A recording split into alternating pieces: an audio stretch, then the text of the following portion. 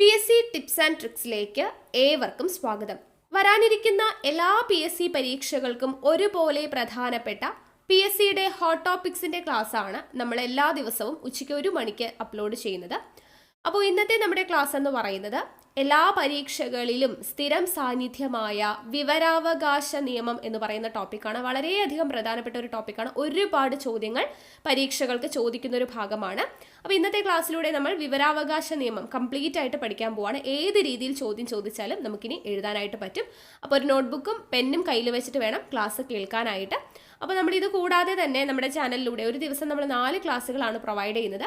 കാലത്ത് 6 മണിക്ക് എല്ലാ പരീക്ഷകൾക്കും വേണ്ടിയിട്ടുള്ള കറണ്ട് അഫയേഴ്സിൻ്റെ ക്ലാസ്, 10 മണിക്ക് വരുന്ന യൂണിവേഴ്സിറ്റി LGS മെയിൻസിന് വേണ്ടിയിട്ടുള്ള ക്ലാസ്സുകൾ, ഉച്ചയ്ക്ക് 1 മണിക്ക് ഹോട്ട് ടോപ്പിക്സ്, രാത്രി 8 മണിക്ക് മുൻവർഷ ചോദ്യങ്ങൾ നിങ്ങൾക്ക് ലൈവായിട്ട് മോക്ക് ടെസ്റ്റിൻ്റെ രൂപത്തിൽ അറ്റൻഡ് ചെയ്യാനുള്ള സൗകര്യമുണ്ട്. സബ്ജക്റ്റ് വൈസായിട്ടാണ് നമ്മൾ ചെയ്തുകൊണ്ടിരിക്കുന്നത്. ഓക്കെ, അപ്പോൾ ഒരു ക്ലാസ് പോലും മിസ്സാവാതെ കാണുക. പിന്നെ നമ്മുടെ ടെലിഗ്രാമിൻ്റെ കാര്യം അറിയാലോ, ജോയിൻ ചെയ്യാത്തവരുണ്ടെങ്കിൽ ജോയിൻ ചെയ്യുക. താഴെ കമൻറ്റ് ബോക്സിൽ ഫസ്റ്റ് കമൻ്റ് ആയിട്ട് ടെലിഗ്രാമിൻ്റെ ലിങ്ക് കൊടുത്തിട്ടുണ്ട്. പിന്നെ വീഡിയോസൊക്കെ ഇഷ്ടമാവുകയാണെങ്കിൽ ഒന്ന് ലൈക്ക് ചെയ്യുക കേട്ടോ. പിന്നെ നിങ്ങളുടെ സജഷൻസ് ഒക്കെ താഴെ കമൻറ്റായിട്ട് അറിയിക്കുക. മാക്സിമം ഉദ്യോഗാർത്ഥികൾക്ക് ഈ വീഡിയോ ഒന്ന് ഷെയർ ചെയ്ത് കൊടുക്കുക. ഓക്കെ, അപ്പോൾ നമുക്ക് വിവരാവകാശ നിയമത്തിൻ്റെ ക്ലാസ്സിലോട്ട് കടക്കാം. PSC ടിപ്സ് ആൻഡ് ട്രിക്സിലേക്ക് ഏവർക്കും സ്വാഗതം. ഇന്നത്തെ ക്ലാസ്സിലൂടെ നമ്മൾ പഠിക്കാനായിട്ട് പോകുന്നത് PSC പരീക്ഷകളിൽ ആവർത്തിച്ചു ചോദ്യങ്ങൾ വരുന്ന ഒരു ടോപ്പിക്കാണ് വിവരാവകാശ നിയമം എന്ന് പറയുന്നത്. ഈ ഒരു ടോപ്പിക്കിൽ നിന്നും ചോദ്യം ഇല്ലാത്ത ചോദ്യപേപ്പർ നമുക്ക് കാണാനായിട്ട് പറ്റത്തില്ല. അപ്പോൾ ഇനി വരാനിരിക്കുന്ന എല്ലാ പരീക്ഷകൾക്ക് തയ്യാറെടുക്കുന്നവരാണെങ്കിലും, ഇപ്പോൾ degree level prelims 3rd stage ആണെങ്കിലും, യൂണിവേഴ്സിറ്റി LGS ആണെങ്കിലും, CPO എക്സാം ആണെങ്കിലും, ഏതൊരു പരീക്ഷയ്ക്ക് തയ്യാറെടുക്കുന്നവരാണെങ്കിലും, ഡിഗ്രി ലെവൽ മെയിൻസിനാണെങ്കിലും എല്ലാവർക്കും ഒരുപോലെ യൂസ്ഫുൾ ആവുന്ന ഒരു ക്ലാസ്സാണ്. ഈ ഒരു ടോപ്പിക്കിൽ നിന്നും ഇനി ഏത് തരത്തിൽ ചോദ്യങ്ങൾ വന്നു കഴിഞ്ഞാലും ആൻസർ ചെയ്യാൻ പാകത്തിനുള്ള കംപ്ലീറ്റ് പോയിന്റ്സ് അടങ്ങിയിട്ടുള്ള ഒരു ക്ലാസ് ആണ്. അപ്പോൾ കുറച്ച് ലെങ്തി ആയിട്ടുള്ള വീഡിയോ ആയിരിക്കും. ഫുൾ ആയിട്ട് വീഡിയോ കാണാം, നോട്ട്സ് തയ്യാറാക്കിയിട്ട് പഠിക്കുക കേട്ടോ. നമ്മൾ ക്ലാസ്സിൽ ഇമ്പോർട്ടൻറ്റ് പോയിന്റ്സ് ഒക്കെ നോട്ട് ചെയ്യത്തുള്ളൂ. അപ്പോൾ നിങ്ങൾ ക്ലാസ് നല്ല വിശദമായിട്ട് കേൾക്കുക. നിങ്ങൾ തന്നെ ക്ലാസ് ശ്രദ്ധിച്ച് കേട്ട് സ്വന്തമായിട്ട് നോട്ട്സ് തയ്യാറാക്കുമ്പോൾ നിങ്ങൾക്ക് ആ ക്ലാസ്സിലും കോൺസെൻട്രേഷൻ കിട്ടും. നിങ്ങൾ സ്വന്തമായിട്ട് നോട്ട്സ് തയ്യാറാക്കിയിട്ട് പഠിക്കുമ്പോൾ അതിൻ്റെ ഒരു എഫക്റ്റ് വേറെ തന്നെയാണ്.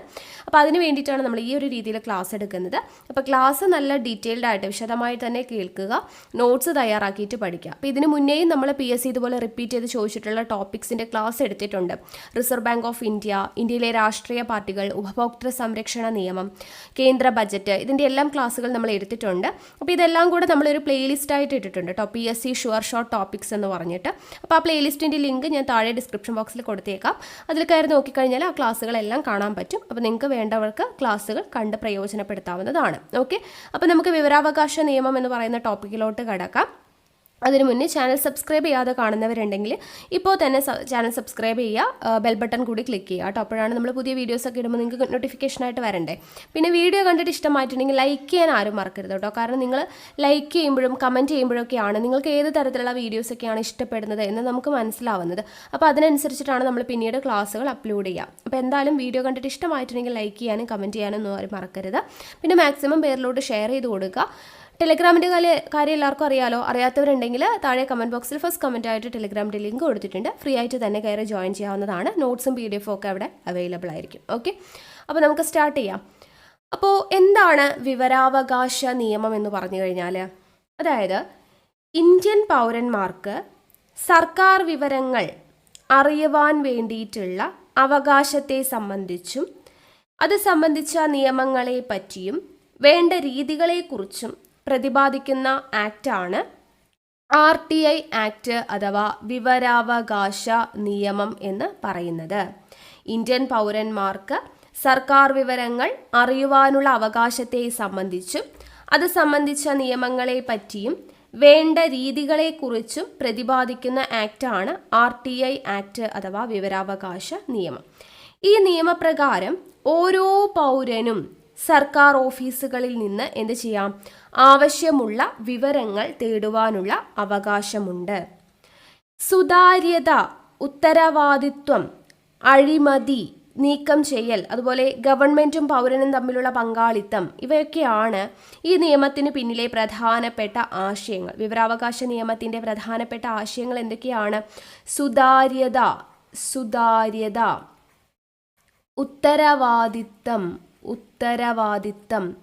അഴിമതി നീക്കം ചെയ്യൽ, അഴിമതി നീക്കം ചെയ്യൽ. അതുപോലെ ഗവൺമെന്റും പൗരനും തമ്മിലുള്ള പങ്കാളിത്തം, ഗവൺമെന്റും ആണ്, ഗവൺമെന്റും പൗരനും തമ്മിലുള്ള പങ്കാളിത്തം. ഇതെല്ലാമാണ് വിവരാവകാശ നിയമത്തിന്റെ പിന്നിലുള്ള പ്രധാനപ്പെട്ട ആശയങ്ങൾ. നോട്ട്സ് നിങ്ങൾ തയ്യാറാക്കണം കേട്ടോ. പൗരന് വിവരങ്ങൾ ലഭ്യമാക്കുക എന്നതാണ് ഈ ആക്ടിന്റെ അടിസ്ഥാന ലക്ഷ്യം. പൗരന് വിവരങ്ങൾ ലഭ്യമാക്കുക എന്നതാണ് വിവരാവകാശ നിയമത്തിന്റെ അടിസ്ഥാന ലക്ഷ്യം. ഇതൊരു ഇൻട്രൊഡക്ഷൻ ആയിട്ട് മനസ്സിലാക്കി വെക്കുക. ഇനി PSC റിപ്പീറ്റ് ചെയ്ത് ചോദിക്കുന്ന കുറച്ച് ക്വസ്റ്റ്യൻസ് ആണ് ഞാൻ ഫസ്റ്റ് പറയുന്നത് കേട്ടോ. ആദ്യത്തെ ചോദ്യം ഇതാണ്: ജനാധിപത്യത്തിന്റെ സൂര്യ തേജസ് എന്നറിയപ്പെടുന്നത് വിവരാവകാശ നിയമമാണ്. ജനാധിപത്യത്തിന്റെ സൂര്യ തേജസ് എന്നറിയപ്പെടുന്നു. ജനാധിപത്യത്തിന്റെ സൂര്യ തേജസ് എന്നറിയപ്പെടുന്നത് വിവരാവകാശ നിയമമാണ്. ലോകത്തിൽ ആദ്യമായി വിവരാവകാശ നിയമം പാസാക്കിയ രാജ്യമാണ് സ്വീഡൻ. ലോകത്താദ്യമായിട്ട് വിവരാവകാശ നിയമം പാസാക്കിയ രാജ്യം ഏതാണ്? സ്വീഡനാണ്. വിവരാവകാശ നിയമത്തിന്റെ മുൻഗാമി എന്നറിയപ്പെടുന്നത് ഫ്രീഡം ഓഫ് ഇൻഫർമേഷൻ ആക്ട് 2002 ആണ്. ഫ്രീഡം ഓഫ് ഇൻഫർമേഷൻ ആക്ട് 2002 ആണ് വിവരാവകാശ നിയമത്തിന്റെ മുൻഗാമി എന്ന് അറിയപ്പെടുന്നത്. ഈ 2005 വിവരാവകാശ നിയമം, RTI ആക്ട് എന്ന് പറയുന്ന വർഷം എത്രയാണ്? 2005 ആണ്. അപ്പൊ 2005 വിവരാവകാശ നിയമം നിലവിൽ വരുന്നതിന് മുൻപ് തന്നെ വിവരാവകാശ നിയമം തദ്ദേശീയമായി പാസാക്കിയ ആദ്യത്തെ ഇന്ത്യൻ സംസ്ഥാനമാണ് തമിഴ്നാട്. വർഷം 1997 വിവരാവകാശ നിയമം തദ്ദേശീയമായി പാസാക്കിയ ആദ്യത്തെ ഇന്ത്യൻ സംസ്ഥാനമാണ് തമിഴ്നാട്. ഇനി 2005 RTI ആക്ട് ആദ്യമായിട്ട് പാസാക്കിയ ഇന്ത്യൻ സംസ്ഥാനം ചോദിച്ചു കഴിഞ്ഞാൽ അത് രാജസ്ഥാനാണ്. 2005 വിവരാവകാശ നിയമം ആദ്യമായിട്ട് നിലവിൽ വന്ന സംസ്ഥാനം രാജസ്ഥാൻ എന്നത് ഓർത്തിരിക്കുക. ഈ വിവരാവകാശ നിയമം പാസാക്കുവാൻ കാരണമായ സംഘടന ആണ് മസ്ദൂർ കിസാൻ ശക്തി സംഘടൻ, MKSS. മസ്ദൂർ കിസാൻ ശക്തി സംഘടൻ എന്ന് പറയുന്ന സംഘടനയാണ് വിവരാവകാശ നിയമം പാസാക്കുവാൻ കാരണമായ സംഘടന. ഈ സംഘടനയുടെ സ്ഥാപക ആരാണ് എന്ന് ചോദിച്ചു കഴിഞ്ഞാൽ അരുണ റോയ് ആണ് MKSSന്റെ സ്ഥാപക. ഇന്ത്യയിൽ ആദ്യമായിട്ട് വിവരാവകാശ അപേക്ഷ നൽകിയത് ഷാഹിദ് റാസ ബർനെ ആണ് കേട്ടോ. ഇന്ത്യയിൽ ആദ്യമായിട്ട് വിവരാവകാശ അപേക്ഷ നൽകിയത് ആരാണ്? ഷാഹിദ് കേട്ടോ. ഷാഹിദ് റാസ ബർനെ ആണ്. ഇന്ത്യയിൽ ആദ്യമായിട്ട് വിവരാവകാശ അപേക്ഷ നൽകിയത്. പൂനെ പോലീസ് സ്റ്റേഷനിലാണ് നൽകിയത് കേട്ടോ. പൂനെ പോലീസ് സ്റ്റേഷനിലാണ് നൽകിയത് എന്നുള്ള കാര്യം കൂടെ ഓർത്തിരിക്കുക. ഓക്കെ ആണല്ലോ. അപ്പം ഇത്രയും പോയിന്റ്സ് ഇമ്പോർട്ടൻ്റ് ആണ്. ജനാധിപത്യത്തിൻ്റെ സൂര്യ തേജസ് എന്നറിയപ്പെടുന്നത് വിവരാവകാശ നിയമമാണ്. ലോകത്തിൽ ആദ്യമായി വിവരാവകാശ നിയമം പാസാക്കിയ രാജ്യം സ്വീഡൻ. വിവരാവകാശ നിയമത്തിന്റെ മുൻഗാമി ഫ്രീഡം ഓഫ് ഇൻഫർമേഷൻ ആക്ട് 2002 ആണ്. പിന്നെന്താ പറഞ്ഞേ? വിവരാവകാശ നിയമം തദ്ദേശീയമായി പാസാക്കിയ ആദ്യ ഇന്ത്യൻ സംസ്ഥാനം തമിഴ്നാടാണ്. വർഷം 1997. 2005 വിവരാവകാശ നിയമം നിലവിൽ വന്ന ആദ്യ സംസ്ഥാനമാണ് രാജസ്ഥാൻ. ഈ വിവരാവകാശ നിയമത്തിന്റെ അത് പാസ്സാക്കുവാൻ കാരണമായ സംഘടനയാണ് മസ്ദൂർ കിസാൻ ശക്തി സംഘടൻ. അതിന്റെ സ്ഥാപക അരുണ റോയ് ആണ്. ഇന്ത്യയിൽ ആദ്യമായി വിവരാവകാശ അപേക്ഷ നൽകിയത് ഷാഹിദ് റാസ ബർനെ പൂനെ പോലീസ് സ്റ്റേഷനിലാണ് നൽകിയത്. ഇത്രയും കാര്യങ്ങൾ ക്ലിയർ ആയെന്ന് വിശ്വസിക്കുന്നു. ഇനി വിവരാവകാശ നിയമം 2005. ഈ വിവരാവകാശ നിയമം 2005 ലോക്സഭ പാസാക്കിയ വർഷം. ലോക്സഭ പാസാക്കിയത് 2005 മെയ് 11 2005 മെയ് 11 വിവരാവകാശ നിയമം 2005 ലോക്സഭ പാസാക്കുന്നത്. രാജ്യസഭ പാസാക്കിയത് 2005 മെയ് 12 അതിൻ്റെ പിറ്റേ ദിവസം 2005 മെയ് 12 പാസാക്കിയത്. പ്രസിഡന്റ് ഒപ്പുവച്ചത്, രാഷ്ട്രപതി ഒപ്പുവച്ചത് എന്നാണ് 2005 ജൂൺ 15 ജൂൺ 15 പ്രസിഡന്റ് ഒപ്പുവച്ചത്. ഒപ്പുവച്ച പ്രസിഡന്റ് ആരാണ് എന്ന് ചോദിച്ചു കഴിഞ്ഞാൽ ആരാണ്? Doctor APJ Abdul Kalam. Doctor APJ Abdul കലാമാണ് വിവരാവകാശ നിയമം 2005 ഒപ്പുവച്ച president. Doctor APJ Abdul Kalam. ഇനി നിലവിൽ വന്നത് എന്നാണ്? വിവരാവകാശ നിയമം നിലവിൽ വന്നത് എന്നാണ് എന്ന് ചോദിച്ചു കഴിഞ്ഞാൽ 2005 ഒക്ടോബർ 12 ഒക്ടോബർ 12 നിലവിൽ വരുന്നത്. അപ്പോൾ ഈ എല്ലാ ഡേറ്റും ഇമ്പോർട്ടൻ്റ് ആണ്. വിവരാവകാശ നിയമം 2005 ലോക്സഭ പാസ്സാക്കുന്നത് 2005 മെയ് 11, രാജ്യസഭ പാസ്സാക്കുന്നത് 2005 മെയ് 12, പ്രസിഡന്റ് ഒപ്പുവയ്ക്കുന്നത് 2005 ജൂൺ 15. ഒപ്പുവച്ച പ്രസിഡന്റ് ആരാ? APJ അബ്ദുൽ കലാം. നിലവിൽ വന്നത് 2005 ഒക്ടോബർ 12. ഓക്കെ, ഇത്രയും കാര്യങ്ങൾ ക്ലിയർ ആയല്ലോ. ഇനി വിവരാവകാശ നിയമത്തെ, ഈ 2005 വിവരാവകാശ നിയമത്തെ ഭേദഗതി ചെയ്തു. ഏത് വർഷമാണ്? 2019 ഭേദഗതി ചെയ്തത്. അപ്പോൾ വിവരാവകാശ ഭേദഗതി നിയമം 2019 കുറിച്ചാണ് നമ്മളിനി പറയുന്നത്. അപ്പോൾ വിവരാവകാശ ഭേദഗതി നിയമം 2019 ലോക്സഭയിൽ പാസാക്കിയത് 2019 ജൂലൈ 22 2019 ജൂലൈ 22 വിവരാവകാശ ഭേദഗതി നിയമം ലോക്സഭയിൽ പാസ്സായത്. ഇനി രാജ്യസഭയിൽ പാസ്സായത് എന്നാണ് എന്ന് ചോദിച്ചു കഴിഞ്ഞാൽ 2019 ജൂലൈ 25 2019 ജൂലൈ 25. ഇനി പ്രസിഡന്റ് ഒപ്പുവച്ചത് എന്നാണ്? പ്രസിഡന്റ് ഒപ്പുവച്ചത് 2019 ഓഗസ്റ്റ് 1 2019 ഓഗസ്റ്റ് 1. ലോക്സഭയിൽ പാസ്സായത് 2019 ജൂലൈ 22, രാജ്യസഭയിൽ പാസ്സായത് 2019 ജൂലൈ 25, രാഷ്ട്രപതി ഒപ്പുവച്ചത് 2019 ഓഗസ്റ്റ് 1. ഇനി ഈ വിവരാവകാശ ഭേദഗതി നിയമം 2019 പ്രകാരം എന്തെല്ലാം മാറ്റങ്ങളാണ് വന്നത് എന്നുള്ളതാണ് അടുത്തത് പറയുന്നത്. ഇമ്പോർട്ടൻ്റ് ആണ്, ഓരോ പോയിന്റ് നോട്ട് ചെയ്ത് വെച്ചേക്കണം. കേന്ദ്ര സംസ്ഥാന വിവരാവകാശ കമ്മീഷൻ അംഗങ്ങളുടെ കാലാവധി കേന്ദ്ര ഗവൺമെന്റ് തീരുമാനിക്കുന്നു. ഓക്കെ, കാലാവധി ആരാണ് തീരുമാനിക്കുന്നത്? കേന്ദ്ര ഗവൺമെന്റ് തീരുമാനിക്കുന്നു എന്നൊരു മാറ്റം കൊണ്ടുവന്നു. ഏതിലൂടെ? വിവരാവകാശ ഭേദഗതി നിയമം 2019 കേന്ദ്ര സംസ്ഥാന വിവരാവകാശ കമ്മീഷൻ അംഗങ്ങളുടെ കാലാവധി കേന്ദ്ര ഗവൺമെന്റ് തീരുമാനിക്കുന്നു എന്ന് കൊണ്ടുവന്നു. മുൻപ് ഇത് 5 വർഷം അല്ലെങ്കിൽ 65 വയസ്സായിരുന്നു എന്നുള്ളത് ഓർത്തിരിക്കുക. ഇനി 2019 ഭേദഗതി അനുസരിച്ച് കേന്ദ്ര സംസ്ഥാന മുഖ്യ വിവരാവകാശ കമ്മീഷണറുടെയും മറ്റ് അംഗങ്ങളുടെയും മറ്റ് കമ്മീഷണർമാരുടെയും കാലാവധി എത്രയായി? കാലാവധി ഇപ്പോൾ നിലവിൽ 3 വർഷമായിട്ടുണ്ട്. 3 വർഷം. മുൻപ് ഇത് എത്രയായിരുന്നു? 5 വർഷമായിരുന്നു. 3 വർഷമായിട്ട് മാറി. ഉയർന്ന പ്രായപരിധി 65 വയസ്സ് തന്നെയാണ്. 3 വർഷം അല്ലെങ്കിൽ 65 വയസ്സ് എന്നുള്ളതാണ്. പ്രായപരിധിയിൽ മാറ്റമൊന്നും വരുത്തിയിട്ടില്ല. പക്ഷേ വർഷം എന്താണ്? കുറച്ചു. 5 വർഷം എന്നുള്ളത് 3 വർഷമായിട്ട് മാറിയിട്ടുണ്ട്. അത് ഇമ്പോർട്ടൻ്റ് ആണ്, നോട്ട് ചെയ്ത് വെച്ചേക്കാം. പിന്നെ വന്നിട്ടുള്ള മാറ്റം, കേന്ദ്ര സംസ്ഥാന മുഖ്യ വിവരാവകാശ കമ്മീഷണറുടെയും മറ്റ് കമ്മീഷണർമാരുടെയും ശമ്പളം നിർണയിക്കുന്നത് ആരാണ്? കേന്ദ്ര ഗവൺമെന്റ് ആണ് എന്നുള്ളത് വന്നു. മുൻപ് കേന്ദ്ര മുഖ്യ വിവരാവകാശ കമ്മീഷണറുടെ ശമ്പളം കേന്ദ്ര മുഖ്യ തിരഞ്ഞെടുപ്പ് കമ്മീഷണറുടെ ശമ്പളത്തിന് തുല്യമായിരുന്നു. പക്ഷെ ഇപ്പോൾ കേന്ദ്ര സംസ്ഥാന മുഖ്യ വിവരാവകാശ കമ്മീഷണറുടെയും മറ്റ് കമ്മീഷണർമാരുടെയും ശമ്പളം നിർണ്ണയിക്കുന്നത് കേന്ദ്ര ഗവൺമെന്റ് ആണ്. പിന്നെ നിലവിലെ കേന്ദ്ര മുഖ്യ വിവരാവകാശ കമ്മീഷണറുടെ ശമ്പളം എന്ന് പറയുന്നത് 2,50,000 രൂപയാണ്.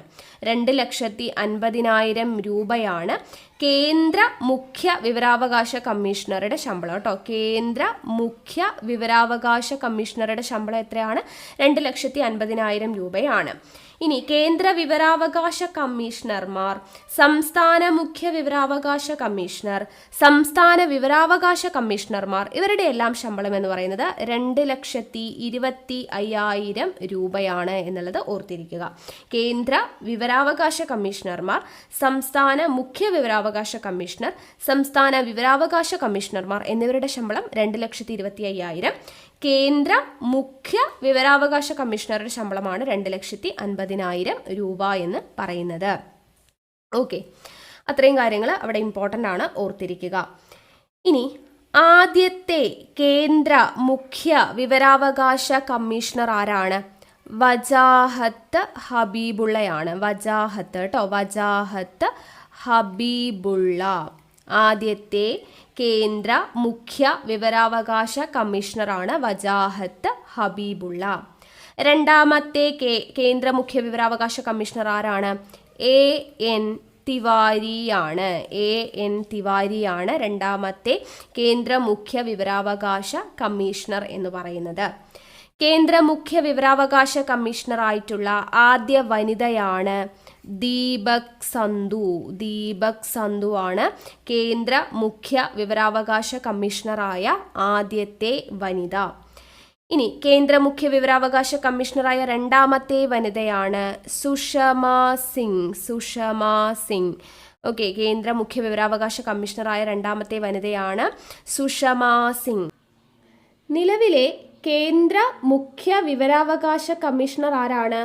ഹീരാലാൽ സമാരിയ. നിലവിലെ കേന്ദ്ര മുഖ്യ വിവരാവകാശ കമ്മീഷണറാണ് ആര്? ഹീരാലാൽ സമാരിയ. ഓക്കെ ആണല്ലോ. അപ്പോൾ ഇത്രയും കാര്യങ്ങൾ വിവരാവകാശ ഭേദഗതി നിയമം 2019 ബന്ധപ്പെടുത്തിയിട്ട് അറിഞ്ഞിരിക്കുക. ഓക്കെ, ഇനി അടുത്തത് നമുക്ക് പഠിക്കാനുള്ളത് ഈ ഒരു നിയമപ്രകാരം ചില വ്യവസ്ഥകളുണ്ട്. ഓക്കെ, ചില വ്യവസ്ഥകൾ നമുക്ക് പഠിക്കാനായിട്ടുണ്ട്. അപ്പോൾ അതാണ് നമ്മൾ ഇനി നോക്കാനായിട്ട് പോകുന്നത്. എന്തൊക്കെയാണ് ഇവിടെയുള്ള വ്യവസ്ഥകൾ എന്നുള്ളത് നോക്കാം. വിവരാവകാശ നിയമത്തിലെ ഒന്നാമത്തെ വ്യവസ്ഥ എന്ന് പറയുന്നത് വിവരാവകാശ നിയമപ്രകാരം വിവരം ലഭിക്കുന്നതിന് അപേക്ഷ സമർപ്പിക്കേണ്ടത് ആർക്കാണ്? അപേക്ഷ സമർപ്പിക്കേണ്ടത് പബ്ലിക് ഇൻഫർമേഷൻ ഓഫീസർ. ആർക്കാണ് അപേക്ഷ സമർപ്പിക്കേണ്ടത്? Public information officer. Public information officer അല്ലെങ്കിൽ അസിസ്റ്റന്റ് പബ്ലിക് ഇൻഫർമേഷൻ ഓഫീസറിനാണ്. പബ്ലിക് ഇൻഫർമേഷൻ ഓഫീസർ അല്ലെങ്കിൽ അസിസ്റ്റന്റ് പബ്ലിക് ഇൻഫർമേഷൻ ഓഫീസർക്കാണ് അപേക്ഷ സമർപ്പിക്കേണ്ടത് എന്നുള്ളത് ഓർത്തിരിക്കുക.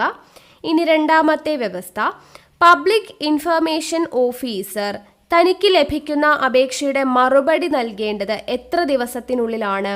30 ദിവസത്തിനുള്ളിലാണ്. 30 ദിവസത്തിനുള്ളിലാണ്. പബ്ലിക് ഇൻഫർമേഷൻ ഓഫീസർ ആണെങ്കിൽ അദ്ദേഹം അതിന് മറുപടി നൽകേണ്ടത് 30 ദിവസത്തിനുള്ളിലാണ്.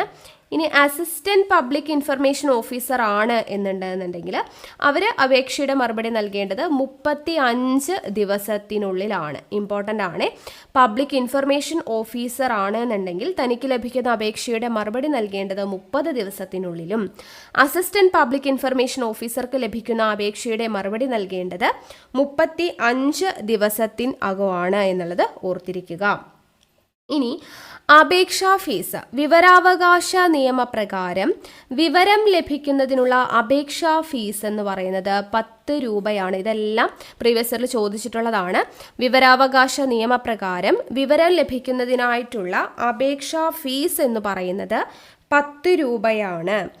ഇനി ഇങ്ങനെ ഈ പബ്ലിക് ഇൻഫർമേഷൻ ഓഫീസറോ അല്ലെങ്കിൽ അസിസ്റ്റന്റ് പബ്ലിക് ഇൻഫർമേഷൻ ഓഫീസറോ സമയപരിധിക്കുള്ളിൽ ശരിയായ വിവരം നൽകുന്നതിൽ വീഴ്ച വരുത്തുന്നു എന്ന് വിചാരിക്കുക.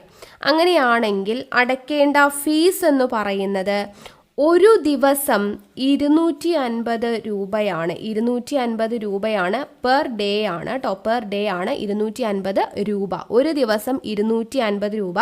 പരമാവധി 25,000 രൂപ വരെ വരും. പരമാവധി 25,000 രൂപ വരെയാണ് വരുന്നത്. അപ്പോൾ സമയപരിധിക്കുള്ളിൽ ശരിയായ വിവരം നൽകുന്നതിൽ വീഴ്ച വരുത്തുന്ന പബ്ലിക് ഇൻഫർമേഷൻ ഓഫീസർ അടയ്ക്കേണ്ട തുക എന്ന് പറയുന്നത് പെർ ഡേ 250 രൂപയാണ്. പരമാവധി എന്ന് പറയുന്നത് എത്രയാ? 25,000 രൂപയാണ്. ഇനി പബ്ലിക് ഇൻഫർമേഷൻ ഓഫീസറിൻ്റെ തീരുമാനത്തിനെതിരെ അപ്പീൽ നൽകേണ്ടത്. പബ്ലിക് ഇൻഫർമേഷൻ ഓഫീസർ ഒരു തീരുമാനം പറഞ്ഞു, അതിനെതിരെ നമുക്ക് അപ്പീൽ പോകണം എന്നുണ്ടെങ്കിൽ അത് മറുപടി ലഭിച്ച് അല്ലെങ്കിൽ മറുപടി ലഭിക്കേണ്ട സമയപരിധി അവസാനിച്ചിട്ട് 30 ദിവസത്തിനുള്ളിലായിരിക്കണം അപ്പീൽ പോകേണ്ടത് കേട്ടോ. അപ്പീൽ പബ്ലിക് ഇൻഫർമേഷൻ ഓഫീസറുടെ തീരുമാനത്തിന്മേൽ അപ്പീൽ പോകുവാനുള്ള സമയപരിധി 30 ദിവസത്തിനകമാണ്. മറുപടി ലഭിച്ച് 30 ദിവസം അല്ലെങ്കിൽ മറുപടി ലഭിക്കേണ്ട സമയപരിധി അവസാനിച്ച് 30 ദിവസത്തിനുള്ളിലാണ് നമുക്ക് അപ്പീൽ പോവാനായിട്ട് സാധിക്കുക. ഇനി പബ്ലിക് ഇൻഫർമേഷൻ ഓഫീസറുടെ തീരുമാനത്തിനെതിരായിട്ട് ആർക്കാണ് നമ്മൾ അപ്പീൽ നൽകേണ്ടത്? അപ്പീൽ കൊടുക്കേണ്ടത് പ്രസ്തുത ഓഫീസിൽ പബ്ലിക് ഇൻഫർമേഷൻ ഓഫീസറുടെ തൊട്ടുമുകളിലുള്ള ഉദ്യോഗസ്ഥന്. പബ്ലിക് ഇൻഫർമേഷൻ ഓഫീസറുടെ തൊട്ടുമുകളിലുള്ള ഓഫീസർ ഉദ്യോഗസ്ഥൻ ആരാണോ അദ്ദേഹത്തിനാണ് നമ്മൾ എന്ത് ചെയ്യേണ്ടത്? അപ്പീൽ നൽകേണ്ടത് എന്നുള്ളത് ഓർത്തിരിക്കുക. അത് ഒന്നാമത്തെ അപ്പീൽ. ഇനി അത് 30 ദിവസത്തിനുള്ളിൽ നൽകണം. ഇനി രണ്ടാം അപ്പീൽ നമ്മൾ കൊടുക്കണമെന്ന് വിചാരിക്കുകയാണെങ്കിൽ അത് 90 ദിവസത്തിനുള്ളിലാണ് നൽകേണ്ടത്. രണ്ടാമത്തെ അപ്പീലിനുള്ള സമയപരിധി എത്രയാണ്? 90 ദിവസത്തിനകം നൽകണം. അത് ആർക്കാണ് നൽകേണ്ടത്? രണ്ടാമത്തെ അപ്പീൽ 90 ദിവസത്തിനകം കേന്ദ്ര സംസ്ഥാന വിവരാവകാശ കമ്മീഷന്. കേന്ദ്ര സംസ്ഥാന വിവരാവകാശ കമ്മീഷനാണ് നൽകേണ്ടത്. വിവരാവകാശ കമ്മീഷനാണ് രണ്ടാം അപ്പീൽ നൽകേണ്ടത്. അപ്പോൾ ആദ്യം നമുക്ക് മറുപടി എന്താണ്? ഇൻഫർമേഷൻ ഓഫീസറുടെ തീരുമാനത്തിനെതിരെ അപ്പീൽ നൽകേണ്ട സമയപരിധി 30 ദിവസത്തിനുള്ളിലാണ്. മറുപടി ലഭിച്ച് 30 ദിവസത്തിനുള്ളിൽ അപ്പീൽ നൽകാം. അത് ആർക്കാണ് നൽകുന്നത്? പബ്ലിക് ഇൻഫർമേഷൻ ഓഫീസറുടെ തൊട്ടുമുകളിലുള്ള ഉദ്യോഗസ്ഥനാണ്. ഇനി രണ്ടാമത്തെ അപ്പീൽ നമ്മൾ നൽകുകയാണെന്നുണ്ടെങ്കിൽ 90 ദിവസത്തിനകമാണ് നൽകേണ്ടത്. അത് കേന്ദ്ര സംസ്ഥാന വിവരാവകാശ കമ്മീഷനാണ് നമ്മൾ നൽകേണ്ടത് എന്നുള്ളത് ഓർത്തിരിക്കുക. ഓക്കെ, ഇനി അപേക്ഷിക്കുന്ന തീയതി മുതൽ 20 വർഷം മുൻപ് വരെയുള്ളതാണ് വിവരങ്ങളാണ് നമുക്ക് ഈ ഒരു വിവരാവകാശ നിയമം വഴി ലഭിക്കാവുന്നത്. എത്ര വർഷം? നമ്മൾ അപേക്ഷിക്കുന്നത് എപ്പോഴാണോ ആ തീയതി മുതൽ 20 വർഷം മുൻപ് വരെയുള്ള കാര്യങ്ങളാണ്. 20 വർഷം മുൻപ് വരെയുള്ള വിവരങ്ങളാണ് നമുക്ക് ഈ കേന്ദ്ര ഗവൺമെൻറ്റിൻ്റെ അന്തിമ തീരുമാനപ്രകാരം ലഭിക്കാവുന്ന വിവരങ്ങൾ എന്ന് പറയുന്നത്. പിന്നെ ഈ വിവരാവകാശ നിയമവുമായി ബന്ധപ്പെട്ട കേസുകളിൽ ഇടപെടാൻ കഴിയുന്ന കോടതികൾ ഏത് കോടതികൾക്ക് മാത്രമേ പറ്റത്തുള്ളൂ? സുപ്രീം കോടതിക്കും ഹൈക്കോടതിക്കും മാത്രമേ പറ്റത്തുള്ളൂ. സുപ്രീം കോടതി, ഹൈക്കോടതി ഒഴികെ മറ്റൊരു കോടതിക്കും വിവരാവകാശ നിയമം സംബന്ധിച്ച കേസുകളിൽ ഇടപെടുവാൻ അധികാരമില്ല. ഓക്കെ, അപ്പോൾ അത് ഓർത്തിരിക്കണം. സുപ്രീം കോടതിക്കും ഹൈക്കോടതിക്കും മാത്രമാണ് വിവരാവകാശം സംബന്ധിച്ചിട്ടുള്ള കാര്യങ്ങളിൽ തീരുമാനമെടുക്കുവാനുള്ള അധികാരമുള്ളൂ. അതിനെക്കുറിച്ച് പറയുന്ന ആർട്ടിക്കിൾ സുപ്രീം കോടതിയുമായി ബന്ധപ്പെട്ട ആർട്ടിക്കിളാണ് ആർട്ടിക്കിൾ 32. ഹൈക്കോടതിയുമായി ബന്ധപ്പെട്ട ആർട്ടിക്കിളാണ് ആർട്ടിക്കിൾ 226. അതുകൂടെ ഓർത്തിരിക്കുക. ഓക്കെ ആണല്ലോ. ഇനി ഇമ്പോർട്ടൻ്റ് ആയിട്ടുള്ളൊരു പോയിന്റ് ആണ്, ഒരു വ്യക്തിയുടെ ജീവനെയോ സ്വത്തിനെയോ സ്വാതന്ത്ര്യത്തെയോ ബാധിക്കുന്ന വിവരങ്ങളുടെ മറുപടി നൽകേണ്ട സമയപരിധി എന്ന് പറയുന്നത് 48 മണിക്കൂറാണ്. 48 മണിക്കൂറാണ് ഒരു വ്യക്തിയുടെ ജീവനെയോ സ്വത്തിനെയോ സ്വാതന്ത്ര്യത്തെയോ ബാധിക്കുന്ന വിവരങ്ങളുടെ മറുപടി നൽകേണ്ട സമയപരിധി 48 മണിക്കൂർ. ഇതെല്ലാം പ്രീവിയസ് ഇയറിൽ ചോദിച്ചിട്ടുള്ളതാണ്. ഓക്കെ, അപ്പോൾ ഇത്രയും കാര്യങ്ങളാണ് വ്യവസ്ഥകൾ എന്ന് പറയുന്ന ഭാഗത്ത് നമുക്ക് അറിയാനുള്ളത്. നോട്ട് ചെയ്തെന്ന് വിശ്വസിക്കുന്നു കേട്ടോ. അടുത്ത ടോപ്പിക് എന്ന് പറയുന്നത് ഫീസുകളെ കുറിച്ചാണ്. അതായത് ഇപ്പോൾ വിവരാവകാശ നിയമം അറിയാനായിട്ട് നമ്മൾ അപേക്ഷ നൽകുമ്പോൾ നമ്മൾ ചെറിയ ഫീസൊക്കെ കൊടുക്കേണ്ടി വരും അല്ലേ. അപ്പോൾ ആ ഫീസ് എന്ന് പറയുന്നതിൽ ചില കാര്യങ്ങളൊക്കെ നമ്മൾ നോട്ട് ചെയ്ത് വെച്ചേക്കണം. അതായത് ഇപ്പോൾ നമ്മൾ കൊടുക്കുന്ന അപേക്ഷ A4 സൈസ് പേപ്പറിലാണ് അല്ലെങ്കിൽ A3 പേജിലാണെന്ന് വിചാരിക്കാം. അപ്പോൾ A4 അല്ലെങ്കിൽ A3 പേജിൽ വിവരം ലഭിക്കാനായിട്ട് പേജ് ഒന്നിന് 2 രൂപ വെച്ചിട്ട് അടയ്ക്കണം. പേജ് ഒന്നിന് 2 രൂപ വെച്ചിട്ട്. ഇപ്പോൾ കേരള സർക്കാർ ചെറിയ മാറ്റം കൊണ്ടുവന്നിട്ടുണ്ട്, നമ്മൾ പറയാം. ഇപ്പോൾ നമ്മൾ ആദ്യം ഈ നിയമങ്ങൾ പറയുവാണ്. A4 അല്ലെങ്കിൽ A3 പേജ് ആണ് എന്നുണ്ടെങ്കിൽ ആ പേജിൽ വിവരം ലഭിക്കാനായിട്ട് പേജ് ഒന്നിന് 2 രൂപ അടയ്ക്കണം. ഇനി വലിയ സൈസ് പേപ്പറിലാണ് നമുക്ക് വിവരങ്ങൾ ലഭിക്കേണ്ടതെന്ന് വിചാരിക്കുക. വലിയ സൈസ് പേപ്പറിലാണ് വിവരം ലഭിക്കാൻ ചിലവാകുന്നത് എന്നുണ്ടെങ്കിൽ ആ വലിയ സൈസ് പേപ്പറിൽ വിവരം ലഭിക്കാൻ അല്ലെങ്കിൽ ആ വലിയ സൈസിന് എത്രത്തോളം ചിലവാകുമോ ആ ചിലവാകുന്ന തുക തന്നെ നമ്മൾ അടയ്ക്കണം. ചിലവാകുന്ന തുക വലിയ സൈസ് പേപ്പറിലാണെങ്കിൽ അതിന് എത്രത്തോളം തുക ചിലവാകുമോ ആ ചിലവാകുന്ന തുക നമ്മൾ ഫീസായിട്ട് നൽകണം. ഇനി ഡിസ്ക് അല്ലെങ്കിൽ ഫ്ലോപ്പി എന്നിവയിൽ വിവരം ലഭിക്കാനാണെങ്കിൽ ഡിസ്ക് ഒന്നിന് 50 രൂപ. ഡിസ്ക് അഥവാ ഫ്ലോപ്പിയിലാണെന്നുണ്ടെങ്കിൽ ഡിസ്ക് ഒന്നിന് 50 രൂപ വെച്ചിട്ട് നമ്മൾ എന്ത് ചെയ്യണം? ഫീസ് അടയ്ക്കണം. ഇനി വിവരം നേരിട്ട് പരിശോധിക്കുന്നതിന് ആദ്യ 1 മണിക്കൂർ സൗജന്യമാണ്. വിവരം നമ്മൾ നേരിട്ടാണ് അന്വേഷിക്കുന്നത് എന്ന് വിചാരിക്കാം. അപ്പോൾ ആദ്യത്തെ 1 മണിക്കൂർ എങ്ങനെയാണ്? ആദ്യത്തെ 1 മണിക്കൂർ സൗജന്യമാണ്. പിന്നീട് തുടർന്നുള്ള ഓരോ 30 മിനിറ്റിനും എന്ത് വേണം? 30 മിനിറ്റ് കൂടുന്ന സമയത്ത് 10 രൂപ വെച്ചിട്ട് നൽകണം. 30 മിനിറ്റിന് 10 രൂപ വെച്ച് നൽകണം. ഓക്കെ, അപ്പോൾ A4 അല്ലെങ്കിൽ A3 പേജിലുള്ള ഇൻഫർമേഷൻ കിട്ടാനായിട്ട് പേജ് ഒന്നിന് 2 രൂപ നൽകണം. വലിയ സൈസ് പേപ്പറിലാണെങ്കിൽ അതിന് എത്രത്തോളം തുക ചിലവാകുമോ ആ ചിലവാകുന്ന തുക നമ്മൾ കൊടുക്കണം. ഡിസ്ക് അല്ലെങ്കിൽ ഫ്ലോപ്പിയിലാണ് നമ്മൾ വിവരങ്ങൾ ശേഖരിക്കുന്നതെങ്കിൽ ഡിസ്ക് ഒന്നിന് 50 രൂപ വെച്ച് നൽകണം. നേരിട്ടാണ് നമ്മൾ വിവരം അന്വേഷിക്കുന്നതെങ്കിൽ 1 മണിക്കൂർ സൗജന്യമായിരിക്കും. തുടർന്നുള്ള ഓരോ 30 മിനിറ്റിനും 10 രൂപ വെച്ചിട്ട് നമ്മൾ നൽകണം എന്നുള്ളതാണ് ഫീസിൻ്റെ കാര്യത്തിൽ വരുന്നത്. ഇപ്പോൾ കേരള സർക്കാർ നിശ്ചയിച്ചിട്ടുള്ള പുതിയ ഫീസ് എന്ന് പറയുന്നത് ഈ A4 പേജ് ഉണ്ടല്ലോ, A4 സൈസ് പേജ് ആണെന്നുണ്ടെങ്കിൽ പേജ് ഒന്നിന് 3 രൂപയാണ്. ഇപ്പോൾ കേരള സർക്കാർ നിശ്ചയിച്ചിട്ടുള്ള പുതിയ ഫീസ് നിരക്ക് കേട്ടോ. ഇത് ഇമ്പോർട്ടൻ്റ് ആണ്. കേരള സർക്കാർ നിശ്ചയിച്ചിട്ടുള്ള പുതിയ ഫീസ് നിരക്കാണ്. A4 പേജ് ആണെന്നുണ്ടെങ്കിൽ പേജ് ഒന്നിന് 3 രൂപ. CD ഉൾപ്പെടെയുള്ള ഇലക്ട്രോണിക് മാധ്യമങ്ങൾ വഴിയാണെങ്കിൽ 75 രൂപ വെച്ചിട്ടാണ് ഈടാക്കുന്നത്. 75 ഇത് പുതുക്കിയ നിരക്കാണ്. അപ്പോൾ ഇത് ഇമ്പോർട്ടൻ്റ് ആണ്, ഓർത്തിരിക്കുക. ഓക്കെ, അപ്പോൾ ഇതാണ് നമ്മുടെ ഫീസ് നിരക്കിനെ കുറിച്ച് പറയാനായിട്ടുള്ളത്. അടുത്തത് സൗജന്യ വിവരാവകാശം. അതായത് ആർക്കൊക്കെയാണ് സൗജന്യമായിട്ട് വിവരങ്ങൾ അറിയുവാനുള്ള അവകാശം ഉള്ളത് എന്നുള്ളതാണ് നമ്മൾ പറയുന്നത്. ഇപ്പോൾ സൗജന്യമായിട്ട് വിവരം അറിയുവാനുള്ള അവകാശമുള്ള ഒന്നാമത്തെ വ്യക്തി എന്ന് പറയുന്നത് ദാരിദ്ര്യരേഖയ്ക്ക് താഴെയുള്ളവർ അല്ലെങ്കിൽ BPL-കാരാണെങ്കിൽ അവർക്ക് സൗജന്യമായിട്ട് വിവരങ്ങൾ അന്വേഷിക്കാവുന്നതാണ്. അപ്പോൾ സൗജന്യ വിവരാവകാശം ലഭ്യമാകുന്ന ഒന്നാമത്തെ കാറ്റഗറി ആരാണ്? ദാരിദ്ര്യരേഖയ്ക്ക് താഴെയുള്ളവർ അല്ലെങ്കിൽ BPL കാറ്റഗറിയിലുള്ളവർക്ക് വിവരം സൗജന്യമായിട്ട് നൽകണം എന്ന നിയമം ഉണ്ട്. അതിനെക്കുറിച്ച് പ്രതിപാദിക്കുന്ന സെക്ഷനാണ് സെക്ഷൻ 7(5)ലാണ് ഇതിനെക്കുറിച്ച് പ്രതിപാദിക്കുന്നത്. രണ്ടാമതായിട്ട് 30 ദിവസം പരിധിക്കുള്ളിൽ പൊതു അതോറിറ്റി അപേക്ഷാ വിവരങ്ങൾ നൽകിയില്ലെങ്കിൽ, നമ്മളിപ്പോൾ പബ്ലിക് ഇൻഫർമേഷൻ ഓഫീസർക്കൊക്കെ പരാതി നൽകിയിട്ട് അവർ ആ 30 ദിവസത്തിനുള്ളിൽ നമുക്ക് മറുപടിയൊന്നും നൽകിയിട്ടില്ല എങ്കിൽ അപേക്ഷാ വിവരങ്ങൾ നൽകിയിട്ടില്ല എങ്കിൽ അതിനുശേഷം 30 ദിവസം കഴിഞ്ഞാൽ പിന്നെ നമുക്ക് എന്ത് ചെയ്യണം? നമുക്കത് സൗജന്യമായിട്ട് ഡീറ്റെയിൽസ് തരണം, അവർ വിവരങ്ങൾ തരണം. അടുത്തത് മൂന്നാം കക്ഷി വിവരങ്ങൾ അപേക്ഷ സമർപ്പിച്ച് 40 ദിവസത്തിനുള്ളിൽ വിവരങ്ങൾ നൽകിയില്ലെങ്കിൽ അവർക്ക് എന്ത് ചെയ്യണം? മൂന്നാം കക്ഷി വിവരങ്ങളെക്കുറിച്ചാണ് നമ്മൾ അപേക്ഷ സമർപ്പിക്കുന്നതെന്ന് വിചാരിക്കാം. അപ്പോൾ അതിനെക്കുറിച്ചാണെങ്കിൽ അപേക്ഷ സമർപ്പിച്ച് 40 ദിവസം കഴിഞ്ഞാൽ നമുക്ക് എന്ത് തരണം? സൗജന്യ വിവരാവകാശം എന്നുള്ള ആ ഒരു ഇതിന് നമുക്ക് അവകാശമുണ്ട്. സൗജന്യമായിട്ട് വിവരങ്ങൾ ലഭിക്കുവാനുള്ള അവകാശമുണ്ട് മൂന്നാം കക്ഷി വിവരങ്ങളെക്കുറിച്ചാണെങ്കിൽ. ഇനി അതുപോലെ അടുത്ത ഒരു നിയമം എന്ന് പറയുന്നത് നോക്കുക.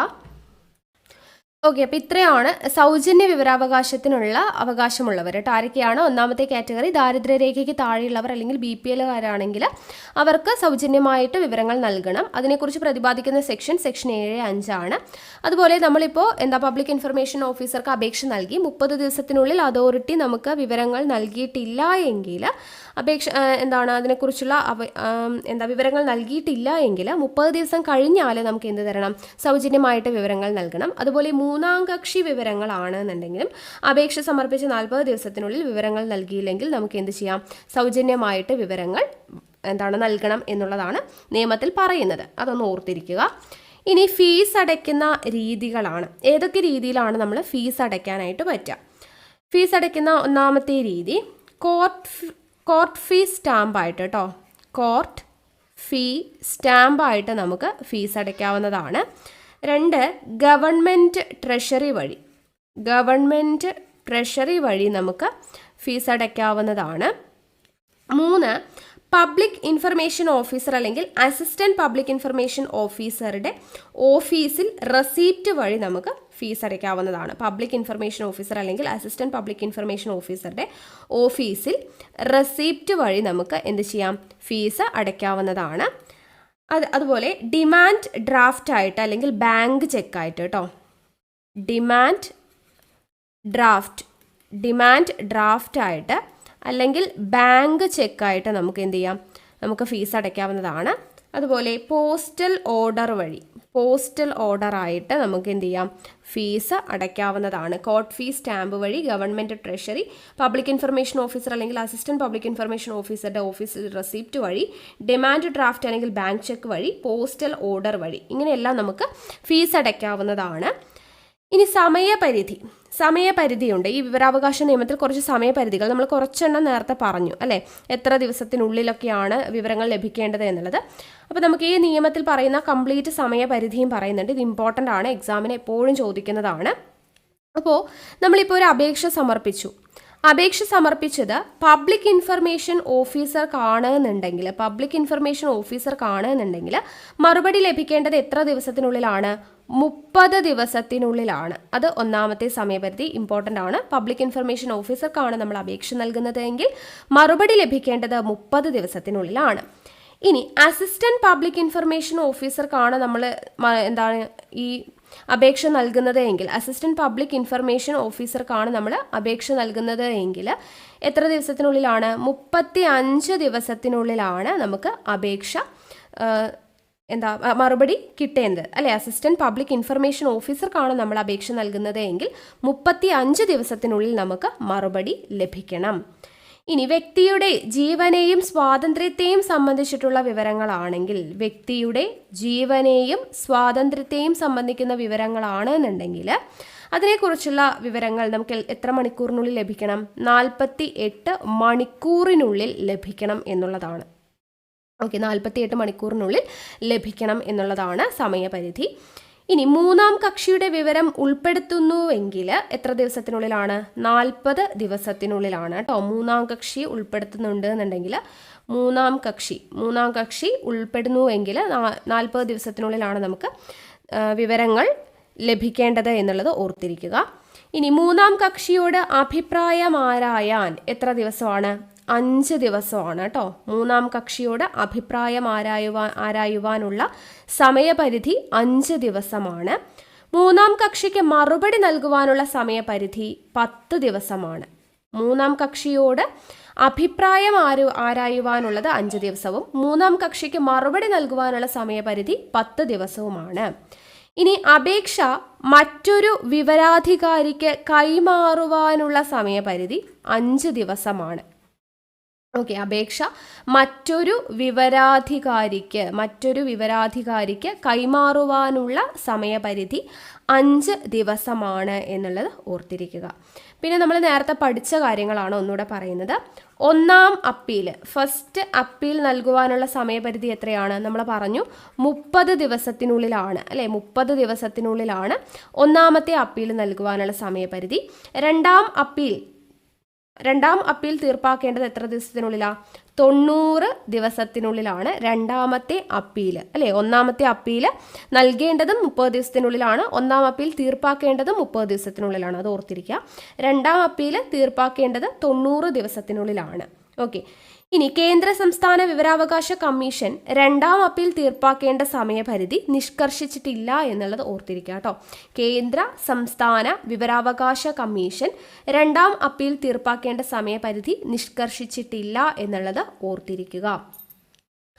ഓക്കെ, അത്രയും കാര്യങ്ങളാണ് സമയപരിധി എന്നുള്ളതിൽ നമുക്ക് പഠിക്കാനായിട്ടുള്ളത്. നമ്മൾ നേരത്തെ പറഞ്ഞ പോയിന്റ്സ് ഒക്കെ തന്നെയാണ്, എങ്കിലും അതിൻ്റെ കീഴിൽ പറഞ്ഞു എന്നേ ഉള്ളൂ. അടുത്തത് അധ്യായങ്ങളാണ്. വിവരാവകാശ നിയമത്തിൽ ആകെയുള്ള അധ്യായങ്ങളുടെ എണ്ണം എന്ന് പറയുന്നത് 6 അധ്യായങ്ങളാണ് ഉള്ളത്. വിവരാവകാശ നിയമത്തിൽ ആകെയുള്ള അധ്യായങ്ങൾ എത്രയാണ്? 6 അധ്യായങ്ങളാണ് ഉള്ളത്. ഒന്നാമത്തേത് പ്രാരംഭികം അഥവാ പ്രിലിമിനറി.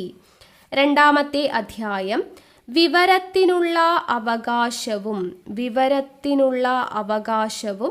പൊതു അധികാരികളുടെ സ്ഥാനങ്ങളുടെ കടമകളും. വിവരത്തിനുള്ള അവകാശവും പൊതു അധികാരികളുടെ സ്ഥാനങ്ങളുടെ കടമകളും. മൂന്നാമത്തെ അധ്യായം കേന്ദ്ര വിവരാവകാശ കമ്മീഷൻ. നാലാമത്തെ അധ്യായം സംസ്ഥാന വിവരാവകാശ കമ്മീഷൻ. അഞ്ചാമത്തെ അധ്യായം കമ്മീഷനുകളുടെ അധികാരം,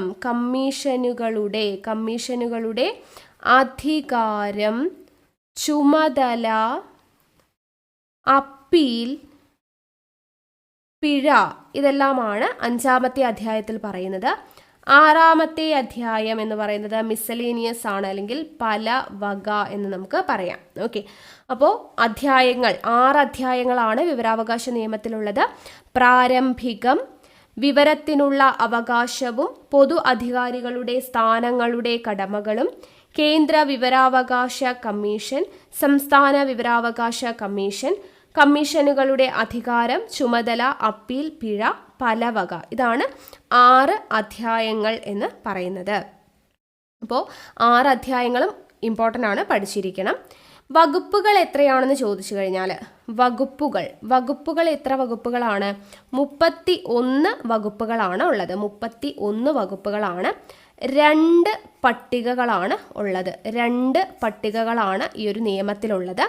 ഒന്നാമത്തെ പട്ടികയിൽ പറയുന്നത് കേന്ദ്ര സംസ്ഥാന മുഖ്യ വിവരാവകാശ കമ്മീഷണറുടെയും കമ്മീഷണർമാരുടെയും സത്യപ്രതിജ്ഞയെക്കുറിച്ചാണ് പ്രതിപാദിക്കുന്നത്. സത്യപ്രതിജ്ഞ. കേന്ദ്ര സംസ്ഥാന മുഖ്യ വിവരാവകാശ കമ്മീഷണറുടെയും കമ്മീഷണർമാരുടെയും സത്യപ്രതിജ്ഞയെക്കുറിച്ച് പറയുന്നു. രണ്ടാമത്തെ പട്ടികയിൽ ഏതൊക്കെ സ്ഥാപനങ്ങൾ വിവരങ്ങൾ നിഷേധിക്കുന്നു എന്നതിനെക്കുറിച്ച് പറയുന്നു. ഏതൊക്കെ സ്ഥാപനങ്ങൾ വിവരങ്ങൾ നിഷേധിക്കുന്നു എന്നതിനെക്കുറിച്ച് പ്രതിപാദിക്കുന്നതാണ് രണ്ടാമത്തെ പട്ടിക. ഓക്കെ, അപ്പോൾ ആകെ 2 പട്ടികകൾ അല്ലെങ്കിൽ ഷെഡ്യൂൾസ് ആണുള്ളത്.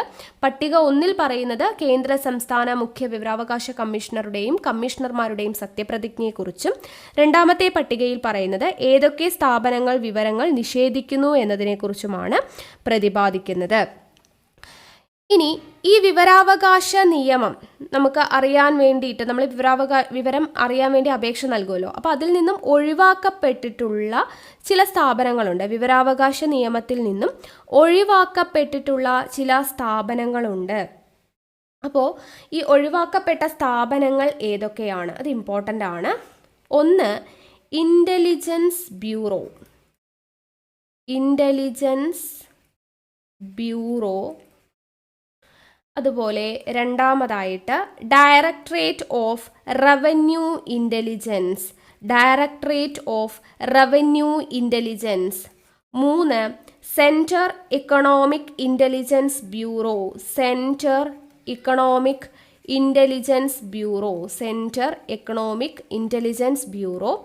4 directorate of enforcement. Then 5 narcotic control bureau. 6 aviation research centre. ഏതൊക്കെയാണ്? Intelligence bureau, directorate of revenue intelligence, centre economic intelligence bureau, directorate of enforcement, narcotic control bureau, aviation research centre. കഴിഞ്ഞില്ല, ഇനിയുണ്ട് കേട്ടോ. Assam rifles, Sashastra Seema Bal, then special protection group. പിന്നെ വരുന്നത് defence research and development organisation. അടുത്തത് border road development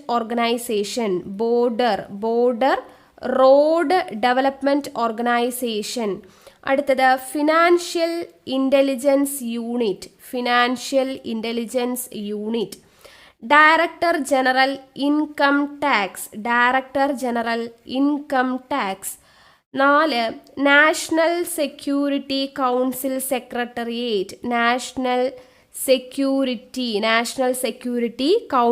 secretariat.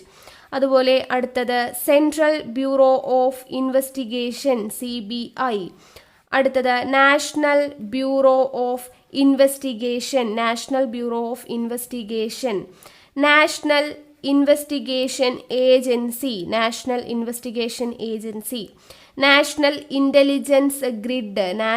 Intelligence grid.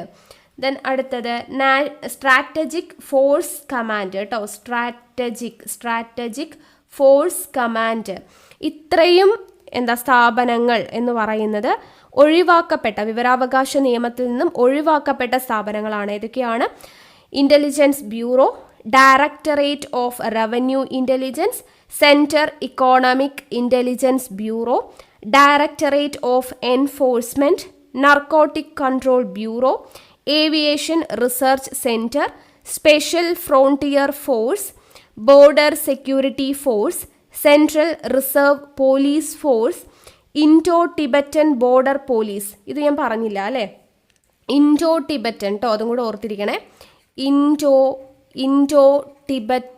Indo Tibetan border police, national technical research organisation, central industrial security force, national security guard കേട്ടോ, national important ആണ്. National security guard ഞാൻ പറഞ്ഞതാണ്. Then research and analysis wing കേട്ടോ, research and analysis wing important ആണ്. Assam rifles, Sashastra Seema Bal, special protection group, defence research and development organisation, border road development organisation, financial intelligence unit, director general income tax, national security council secretariat, central bureau of investigation, national bureau of investigation, national investigation agency, national intelligence grid, strategic forces command. ഇതെല്ലാം ഒഴിവാക്കപ്പെട്ട സ്ഥാപനങ്ങളാണ്, not ചെയ്ത് വെച്ചേക്കാം. അടുത്തത് ഈ നിയമത്തിൻ്റെ പ്രധാനപ്പെട്ട ലക്ഷ്യങ്ങളാണ് പറയുന്നത്. നിയമത്തിൻ്റെ പ്രധാന ലക്ഷ്യങ്ങൾ എന്തൊക്കെയാണ്? പൊതു അധികാരികളുടെ അധീനതയിലുള്ള വിവരങ്ങൾ പൗരന്മാർക്ക് ലഭ്യമാക്കുക. പൊതു അധികാരികളുടെ അധീനതയിലുള്ള വിവരങ്ങൾ പൗരന്മാർക്ക് ലഭ്യമാക്കുക. സർക്കാർ ഉദ്യോഗസ്ഥരുടെ പ്രവർത്തനങ്ങളിൽ സുതാര്യതയും ഉത്തരവാദിത്വവും വർദ്ധിപ്പിക്കുക. നമ്മൾ ആദ്യം പറഞ്ഞില്ലേ, സുതാര്യത, ഉത്തരവാദിത്തം എന്നിവ വർദ്ധിപ്പിക്കുക. അതുപോലെ ലഭ്യമായ സാമ്പത്തിക ഉറവിടങ്ങളുടെ പരമാവധി ഉപയോഗം ഉറപ്പുവരുത്തുക. ലഭ്യമായ സാമ്പത്തിക ഉറവിടങ്ങളുടെ പരമാവധി ഉപയോഗം ഉറപ്പുവരുത്തുക. അതുപോലെ അഴിമതി നിർമാർജനം ചെയ്യുക. ഭരണാധികാരികൾക്ക് ജനങ്ങളോടുള്ള പ്രതിബദ്ധത ഉറപ്പുവരുത്തുക. ഭരണാധികാരികൾക്ക് ജനങ്ങളോടുള്ള പ്രതിബദ്ധത ഉറപ്പുവരുത്തുക. ഇതെല്ലാം ഈ വിവരാവകാശ നിയമത്തിന്റെ പ്രധാന ലക്ഷ്യങ്ങളാണ് കേട്ടോ. പൊതു അധികാരികളുടെ അധീനതയിലുള്ള വിവരങ്ങൾ പൗരന്മാർക്ക് ലഭ്യമാക്കുക, സർക്കാർ ഉദ്യോഗസ്ഥരുടെ പ്രവർത്തനങ്ങളിൽ സുതാര്യതയും ഉത്തരവാദിത്തവും വർദ്ധിപ്പിക്കുക, ലഭ്യമായ സാമ്പത്തിക ഉറവിടങ്ങളുടെ പരമാവധി ഉപയോഗം ഉറപ്പുവരുത്തുക, അഴിമതി നിർമ്മാർജ്ജനം ചെയ്യുക, ഭരണാധികാരികൾക്ക് ജനങ്ങളോടുള്ള പ്രതിബദ്ധത ഉറപ്പുവരുത്തുക എന്നിവയാണ് നിയമത്തിന്റെ പ്രധാന ലക്ഷ്യങ്ങൾ. ഇനി ഈ ഒരു നിയമത്തിലുള്ള പ്രധാനപ്പെട്ട നിർവചനങ്ങളാണ് പറയുന്നത് കേട്ടോ. എന്താണ് വിവരം? വിവരാവകാശം എന്നുള്ള ഈ ഒരു നിയമത്തിൽ പറയുമ്പോൾ വിവരം എന്ന് പറഞ്ഞാൽ എന്തൊക്കെയാണ് ഉൾപ്പെടുന്നത്? വിവരാവകാശ നിയമപ്രകാരം വിവരം എന്ന് വെച്ചാൽ കയ്യെഴുത്തു പ്രതികൾ അടക്കമുള്ള രേഖകൾ, കയ്യെഴുത്ത് അടക്കമുള്ള രേഖകൾ വിവരങ്ങളായിട്ട് നമ്മൾ കണക്ക് കൂട്ടും. അതുപോലെ പ്രമാണങ്ങൾ, മെമ്മോ, ഇമെയിൽ, ഇതെല്ലാം ഇമ്പോർട്ടൻ്റ് ആണ് കേട്ടോ. വിവരമായിട്ട് കണക്ക് കൂട്ടാത്തത് ഏതെന്നൊക്കെ ചോദിക്കാം. അപ്പം മെമ്മോ, ഇമെയിൽ, ഉത്തരവുകൾ, അതുപോലെ സർക്കുലർ, പ്രസ് റിലീസ്, റിപ്പോർട്ട്, അഭിപ്രായം, നിർദ്ദേശം, ലോഗ് ബുക്ക്, സാമ്പിൾ, ഇലക്ട്രോണിക് മാധ്യമത്തിലെ വിവരങ്ങൾ, മാതൃക, ഇതെല്ലാം എന്താണ്? വിവരങ്ങളായിട്ട് കണക്ക് കൂട്ടുന്നവയാണ്. അപ്പോൾ വിവരാവകാശ നിയമപ്രകാരം വിവരം എന്ന് വച്ചാൽ കയ്യെഴുത്ത് പ്രതികളടക്കമുള്ള രേഖകൾ, പ്രമാണങ്ങൾ, മെമ്മോ, ഇമെയിൽ, ഉത്തരവുകൾ, സർക്കുലർ, പ്രസ് റിലീസ്, റിപ്പോർട്ട്, അഭിപ്രായം, നിർദ്ദേശങ്ങൾ, ലോഗ് ബുക്ക്, സാമ്പിൾ, ഇലക്ട്രോണിക് മാധ്യമത്തിലെ വിവരങ്ങൾ, മാതൃക, ഇതെല്ലാം വിവരങ്ങൾ എന്നതിൽ നമുക്ക് ഉൾപ്പെടുത്താവുന്നതാണ്. ഇനി എന്താണ് വിവരാവകാശം എന്നതിൻ്റെ നിർവചനം? ഈ ഒരു നിയമപ്രകാരം വിവരാവകാശം എന്ന് വച്ചാൽ രേഖകളും ജോലികളും പരിശോധിക്കാനും പകർപ്പുകളും സാമ്പിളുകളും എടുക്കാനും ഇലക്ട്രോണിക് മാധ്യമത്തിലുള്ള വിവരങ്ങൾ ശേഖരിക്കുവാനുമുള്ള അവകാശമാണ് വിവരാവകാശം. രേഖകളും ജോലികളും പരിശോധിക്കാനും പകർപ്പുകളും സാമ്പിളുകളും എടുക്കാനും ഇലക്ട്രോണിക് മാധ്യമത്തിലുള്ള വിവരങ്ങൾ ശേഖരിക്കുവാനുമുള്ള അവകാശത്തെയാണ് വിവരാവകാശം എന്ന് പറയുന്നത്. നോട്ട് ചെയ്ത് വെച്ചേക്കാം. ഇനി എന്താണ് പൊതു അധികാരി? നമ്മൾ പറഞ്ഞില്ലേ പൊതു അധികാരി. അപ്പോൾ പൊതു അധികാരി എന്നതുകൊണ്ട് വിവരാവകാശ നിയമത്തിൽ അതിൻ്റെ നിർവചനം എന്താണ്? ഇന്ത്യൻ ഭരണഘടന അല്ലെങ്കിൽ പാർലമെന്റ് സംസ്ഥാന നിയമസഭ നിർമ്മിച്ച നിയമം വഴിയോ സർക്കാർ വിജ്ഞാപനം വഴിയോ നിലവിൽ വന്നതോ രൂപീകരിക്കപ്പെട്ടതോ ആയ എല്ലാ സ്ഥാപനങ്ങളും പൊതു അധികാരിയിൽ ഉൾപ്പെടുന്നതാണ്. പൊതു അധികാരി എന്ന് പറയുമ്പോൾ ഇന്ത്യൻ ഭരണഘടന അല്ലെങ്കിൽ പാർലമെന്റ് സംസ്ഥാന നിയമസഭ നിർമ്മിച്ച നിയമം വഴിയോ സർക്കാർ വിജ്ഞാപനം വഴിയോ നിലവിൽ വന്നതോ രൂപീകരിക്കപ്പെട്ടതോ ആയിട്ടുള്ള എല്ലാ സ്ഥാപനങ്ങളും പൊതു അധികാരിയാണ്. പിന്നെ സർക്കാരിൻ്റെ ഉടമസ്ഥതയിൽ അല്ലെങ്കിൽ നിയന്ത്രണത്തിൽ സർക്കാരിൽ നിന്ന് ധനസഹായം ലഭിക്കുന്ന സർക്കാർ ഇതര സ്ഥാപനങ്ങളും എന്താണ്? പൊതു അധികാരിയിൽ വരുന്നതാണ്. അപ്പോൾ പൊതു അധികാരി എന്ന് പറയുമ്പോൾ ഒന്നുകിൽ ഇന്ത്യൻ ഭരണഘടന അല്ലെങ്കിൽ പാർലമെന്റ് സംസ്ഥാന നിയമസഭ നിർമ്മിച്ച നിയമം വഴിയോ സർക്കാർ വിജ്ഞാപനം വഴിയോ നിലവിൽ വന്നതോ രൂപീകരിക്കപ്പെട്ടതോ ആയിട്ടുള്ള എല്ലാ സ്ഥാപനങ്ങളും, അതുപോലെ സർക്കാരിൻ്റെ ഉടമസ്ഥതയിൽ അല്ലെങ്കിൽ നിയന്ത്രണത്തിൽ സർക്കാരിൽ നിന്ന് ധനസഹായം ലഭിക്കുന്ന സർക്കാർ ഇതര സ്ഥാപനങ്ങളും എന്താണ്? പൊതു അധികാരിയിൽ വരുന്നതാണ്. ക്ലിയർ ആയെന്ന് വിശ്വസിക്കുന്നു. അടുത്തത് ഈ ഒരു വിവരാവകാശ നിയമത്തിലെ പ്രധാനപ്പെട്ട വകുപ്പുകളെ കുറിച്ചാണ് നമ്മൾ പഠിക്കുന്നത് കേട്ടോ. അപ്പോൾ ആദ്യത്തെ വകുപ്പ് 3 പറയുന്നത് എന്താണ്? വിവരാവകാശ നിയമത്തിലെ വ്യവസ്ഥകൾക്ക് വിധേയമായി എല്ലാ പൗരന്മാർക്കും വിവരാവകാശം ഉണ്ടായിരിക്കുന്നതാണ് എന്ന് പറയുന്ന വകുപ്പാണ് വകുപ്പ് 3. എന്താണ് പറയുന്നത്? വിവരാവകാശ നിയമത്തിലെ വ്യവസ്ഥകൾക്ക് വിധേയമായി എല്ലാ പൗരന്മാർക്കും വിവരാവകാശം ഉണ്ടായിരിക്കുന്നതാണ് എന്ന് പ്രതിപാദിക്കുന്ന വകുപ്പാണ് വകുപ്പ് 3. ഇനി വകുപ്പ് 4 പറയുന്നത് എന്താണ്? പൊതു അധികാര സ്ഥാപനങ്ങളുടെ ഉത്തരവാദിത്തമാണ്. പൊതു അധികാര സ്ഥാപനങ്ങളുടെ ഉത്തരവാദിത്തത്തെക്കുറിച്ച് പ്രതിപാദിക്കുന്നത് വകുപ്പ് 4 അപ്പോൾ ഇവിടെ എല്ലാ പൗരന്മാർക്കും വിവരാവകാശമുണ്ട്, പൗരന്മാർക്ക് വിവരാവകാശമുണ്ട് എന്ന് പറയുന്നതാണ് വകുപ്പ് 3. വിവരാവകാശ നിയമത്തിലെ വ്യവസ്ഥകൾക്ക് വിധേയമായിട്ട് എല്ലാ പൗരന്മാർക്കും വിവരാവകാശം ഉണ്ടായിരിക്കണം എന്ന് പറയുന്നത് വകുപ്പ് 3. പൊതു അധികാര സ്ഥാപനങ്ങളുടെ ഉത്തരവാദിത്തത്തെക്കുറിച്ച് പ്രതിപാദിക്കുന്ന വകുപ്പാണ് വകുപ്പ് 4. അപ്പോൾ ഈ പൊതു അധികാര സ്ഥാപനങ്ങളുടെ ഉത്തരവാദിത്തം എന്ന് പറയുമ്പോൾ എന്തൊക്കെ വരും?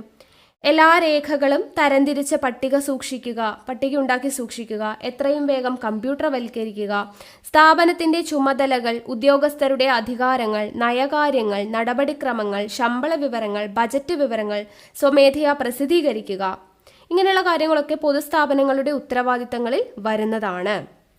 ഓക്കെ, അപ്പോൾ ആ പൊതുസ്ഥാപനങ്ങളുടെ ഉത്തരവാദിത്തത്തെക്കുറിച്ച് പറയുന്നതാണ് എന്ത്? സെക്ഷൻ 4 എന്ന് പറയുന്നത്. ഇനി സെക്ഷൻ 5 പറയുന്നത് പബ്ലിക് ഇൻഫർമേഷൻ ഓഫീസർമാരുടെ നിയമനത്തെക്കുറിച്ചാണ്. പബ്ലിക് ഇൻഫർമേഷൻ ഓഫീസർമാരുടെ നിയമനത്തെക്കുറിച്ച് പറയുന്ന സെക്ഷനാണ് സെക്ഷൻ 5 എന്ന് പറയുന്നത്. ഓക്കെ, പബ്ലിക് ഇൻഫർമേഷൻ ഓഫീസർമാരുടെ നിയമനത്തെക്കുറിച്ച് പറയുന്നതാണ് സെക്ഷൻ 5 എന്ന് പറയുന്നത്. ഇമ്പോർട്ടൻ്റ് ആണ്. ഇനി സെക്ഷൻ 6 പറയുന്നത് വിവരം ലഭിക്കുന്നതിനുള്ള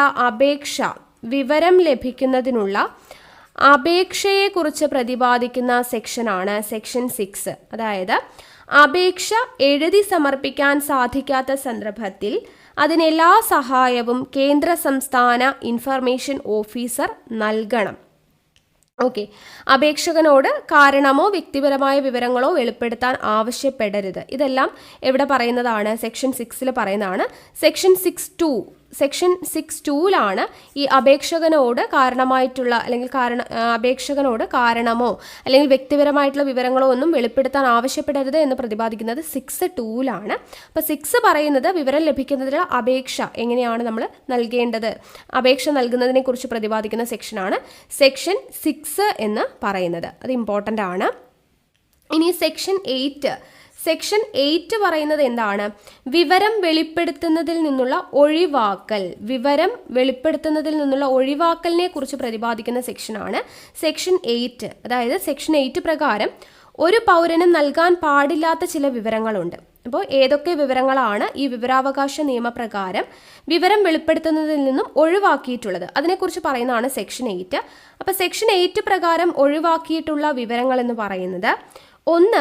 ഭാരതത്തിൻ്റെയും പരമാധികാരത്തെയും രാജ്യത്തിൻ്റെ സുരക്ഷയെയും ബാധിക്കുന്ന വിവരങ്ങൾ. ഭാരതത്തിൻ്റെ പരമാധികാരത്തെയും രാജ്യത്തിൻ്റെ സുരക്ഷയെയും ബാധിക്കുന്ന വിവരങ്ങൾ നമ്മൾ എന്ത് ചെയ്യാൻ പാടില്ല? വിവരങ്ങൾ വെളിപ്പെടുത്തേണ്ടത് ആവശ്യമില്ല. ശാസ്ത്രീയ താൽപ്പര്യങ്ങളെയും വിദേശ രാജ്യങ്ങളുമായുള്ള ബന്ധത്തെയും സംബന്ധിക്കുന്നത്. വിദേശ രാജ്യങ്ങൾ തമ്മിലുള്ള ബന്ധത്തെയും ശാസ്ത്രീയ താൽപ്പര്യങ്ങളെയും ബാധിക്കുന്ന കാര്യങ്ങൾ വെളിപ്പെടുത്തേണ്ടതില്ല. ഏതെങ്കിലും നിയമ കോടതി അല്ലെങ്കിൽ ട്രൈബ്യൂണൽ പ്രസിദ്ധീകരിക്കുന്നതിൽ നിന്നും വിലക്കിയിരിക്കുന്ന വിവരങ്ങൾ. ഏതെങ്കിലും നിയമ കോടതി അല്ലെങ്കിൽ ട്രൈബ്യൂണൽ പ്രസിദ്ധീകരിക്കുന്നതിൽ നിന്നും വിലക്കിയിട്ടുള്ള വിവരങ്ങൾ ഉണ്ടെങ്കിൽ അതും നമുക്ക് എന്താണ്? വെളിപ്പെടുത്തേണ്ടതായിട്ട് ഇല്ല. അപ്പോൾ ആ വിവരങ്ങളെക്കുറിച്ചാണ് എന്തിൽ പറയുന്നത്? സെക്ഷൻ 8 പറയുന്നത്. തീർന്നില്ല കേട്ടോ, ഇനിയും ഉണ്ട്. ഇനി വരുന്നത് പാർലമെന്റ് അല്ലെങ്കിൽ സംസ്ഥാന നിയമസഭയുടെ പ്രത്യേക അവകാശ ലംഘനത്തിന് കാരണമാവുന്ന വിവരങ്ങൾ. പാർലമെന്റ് അല്ലെങ്കിൽ സംസ്ഥാന നിയമസഭയുടെ പ്രത്യേക അവകാശ ലംഘനത്തിന് കാരണമാവുന്ന വിവരങ്ങളെക്കുറിച്ച് പ്രതിപാദിക്കേണ്ടതില്ല, വെളിപ്പെടുത്തേണ്ടത് ഇല്ല എന്നുള്ളത്. അതുപോലെ പൊതുജന താൽപ്പര്യം ആവശ്യപ്പെടുന്നില്ല എന്ന് അധികാരിക്ക് ബോധ്യപ്പെട്ടതും മൂന്നാം കക്ഷിക്ക് ഹാനികരമായേക്കാവുന്ന വ്യാപാര രഹസ്യങ്ങൾ, സ്വത്ത് വിവരങ്ങൾ ഇതും വെളിപ്പെടുത്തേണ്ടതില്ല. പൊതുജന താൽപ്പര്യം ആവശ്യപ്പെടുന്നില്ല എന്ന് അധികാരിക്ക് ബോധ്യപ്പെട്ടതും മൂന്നാം കക്ഷിക്ക് ഹാനികരമായേക്കാവുന്ന വ്യാപാര രഹസ്യങ്ങൾ അതുപോലെ സ്വത്ത് വിവരങ്ങൾ ഇതൊന്നും വെളിപ്പെടുത്തേണ്ടതായിട്ട് ഇല്ല. അതുപോലെ ഒരാൾക്ക് വിശ്വാസ അധിഷ്ഠിതമായ ബന്ധത്തിലൂടെ ലഭിച്ചത് അല്ലെങ്കിൽ പൊതു താല്പര്യമില്ലാത്തതുമായിട്ടുള്ള വിവരങ്ങൾ വെളിപ്പെടുത്തേണ്ടതില്ല. വിദേശ സർക്കാരിൽ നിന്ന് ലഭിച്ചിട്ടുള്ള രഹസ്യ വിവരങ്ങൾ വെളിപ്പെടുത്തേണ്ടതായിട്ടില്ല. അപ്പോൾ ഇങ്ങനെ നമുക്ക് വിവരങ്ങൾ വെളിപ്പെടുത്തുന്നതിൽ നിന്നും ഒഴിവാക്കിയിട്ടുള്ള കുറേ കാര്യങ്ങളുണ്ട്. ഇനി പറയുവാണെങ്കിൽ ഏതെങ്കിലും ഇപ്പോൾ വ്യക്തികളുടെ ജീവനോ സുരക്ഷയ്ക്കോ അപകടം വരുത്തുന്ന വിവരങ്ങൾ, വ്യക്തികളുടെ ജീവൻ അല്ലെങ്കിൽ സുരക്ഷ ഇതിനൊക്കെ അപകടം വരുത്തുന്നതാണ് എന്നുണ്ടെങ്കിൽ അതും വെളിപ്പെടുത്തേണ്ടതായിട്ടില്ല. കേസന്വേഷണം, കുറ്റവാളികളുടെ അറസ്റ്റ്, പ്രോസിക്യൂഷൻ നടപടിക്രമത്തെ തടസ്സപ്പെടുത്തുന്ന വിവരങ്ങളാണെങ്കിൽ, ഏതെങ്കിലും ഒരു കേസ് അന്വേഷണത്തെയോ അല്ലെങ്കിൽ കുറ്റവാളികളുടെ അറസ്റ്റിനെയോ പ്രോസിക്യൂഷൻ നടപടിക്രമത്തെയോ ഒക്കെ തടസ്സപ്പെടുത്തുന്ന വിവരങ്ങളാണെങ്കിൽ അതും നമുക്ക് വെളിപ്പെടുത്തേണ്ടതായിട്ടില്ല. മന്ത്രിസഭയുടെയും സെക്രട്ടറിമാരുടെയും മറ്റുദ്യോഗസ്ഥന്മാരുടെയും ചർച്ചാ രേഖകൾ അതും നമുക്ക് വെളിപ്പെടുത്തേണ്ടതായിട്ടില്ല. മന്ത്രിസഭയുടെ, സെക്രട്ടറിമാരുടെ അല്ലെങ്കിൽ മറ്റുദ്യോഗസ്ഥന്മാരുടെ ചർച്ചാ രേഖകൾ വെളിപ്പെടുത്തേണ്ടതായിട്ടില്ല. വ്യക്തിഗത വിവരവുമായി ബന്ധപ്പെട്ടിരിക്കുന്നത് വെളിപ്പെടുത്തൽ പൊതു താല്പര്യവുമായി ബന്ധമില്ലാത്തതാണെങ്കിൽ അതും നമുക്ക് വെളിപ്പെടുത്തേണ്ടതായിട്ട് ഇല്ല. ഓക്കെ, അപ്പോൾ ഇതൊക്കെയാണ് സെക്ഷൻ 8 പറയുന്നത്. നമ്മൾ വിവരങ്ങൾ വെളിപ്പെടുത്തുന്നതിൽ നിന്നും ഒഴിവാക്കിയിട്ടുള്ള കാര്യങ്ങൾ എന്തൊക്കെയാണ്, അതിനെക്കുറിച്ചാണ് 8 പറയുന്നത്. എന്തൊക്കെ കാര്യങ്ങളാണ്, അതായത് ഒരു പൗരനും നൽകാൻ പാടില്ലാത്ത വിവരങ്ങൾ എന്തൊക്കെയാണ് എന്നുള്ളതാണ് സെക്ഷൻ 8 പറയുന്നത്. 1, ഭാരതത്തിൻ്റെയും പരമാധികാരത്തെയും രാജ്യത്തിൻ്റെ സുരക്ഷയും ബാധിക്കുന്ന വിവരങ്ങൾ, ശാസ്ത്രീയ താല്പര്യങ്ങളെയും വിദേശ രാജ്യങ്ങളുമായുള്ള ബന്ധത്തെയും ബാധിക്കുന്ന കാര്യങ്ങൾ, ഏതെങ്കിലും നിയമ കോടതി അല്ലെങ്കിൽ ട്രൈബ്യൂണൽ പ്രസിദ്ധീകരിക്കുന്നതിൽ നിന്നും വിലക്കിയിരിക്കുന്ന വിവരങ്ങൾ, പാർലമെന്റ്, സംസ്ഥാന നിയമസഭയുടെ പ്രത്യേക അവകാശ ലംഘനത്തിന് കാരണമാകുന്ന വിവരങ്ങൾ, പൊതുജന താൽപര്യം ആവശ്യപ്പെടുന്നില്ല എന്ന അധികാരിക്ക് ബോധ്യപ്പെട്ടതും മൂന്നാം കക്ഷിക്ക് ഹാനികരമായേക്കാവുന്ന വ്യാപാര രഹസ്യങ്ങൾ, സ്വത്ത് വിവരങ്ങൾ ഇതൊന്നും വെളിപ്പെടുത്തേണ്ടതില്ല.